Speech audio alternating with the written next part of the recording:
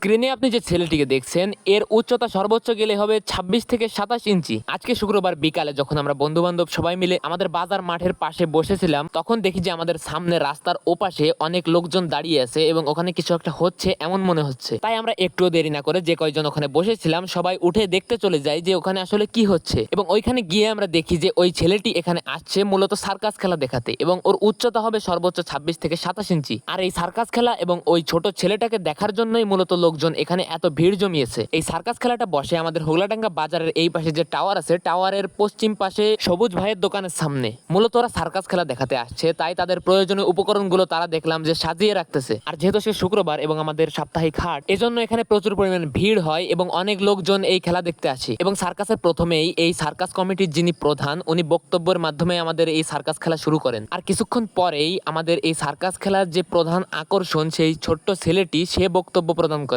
আসলে ছেলেটাকে দেখতে ছোট হলেও ওর বয়স পুরো 27 বছর। যেখানে আমার বয়স 17 বছর, সেখানে ও আমার থেকে 10 বছরের বড়। আর সব থেকে হাস্যকর লাগলো তাদের সাউন্ড সিস্টেম।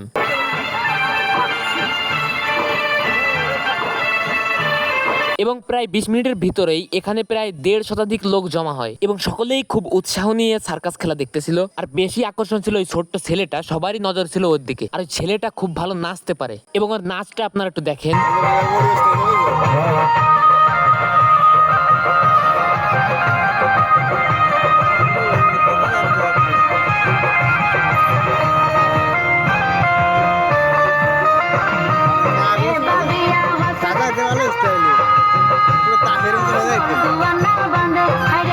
এবং কিছুক্ষণ পরে ওই সার্কাসের প্রধান যিনি ছিলেন উনি জাদু দেখাতে শুরু করেন এবং ওনার জাদুতে উনি টিস্যুকে ছিঁড়ে টাকায় পরিণত করছিলেন। এবং আপনি যদি খুব ভালোভাবে খেয়াল করেন তাহলে দেখতে পাবেন যে টিস্যুর ভাঁজ থেকে তিনি 200 টাকার নোট বের করলেন এবং সবাই খুবই অবাক হয়ে গেল। আসলে এগুলো কোনো জাদু নয়, এগুলো হচ্ছে চুরি, যেটা সাধারণ মানুষ ধরতে পারে না। আর সাধারণত এনাদের কাজ হচ্ছে ঔষধ বিক্রি করা। কিছুক্ষণ পরে এনারা ঔষধ বিক্রি শুরু করেন এবং আমরা সেখান থেকে চলে যাই। তো সবাই ভালো থাকবেন, সুস্থ থাকবেন, দেখা হবে পরবর্তী কোনো ভিডিওতে। ধন্যবাদ।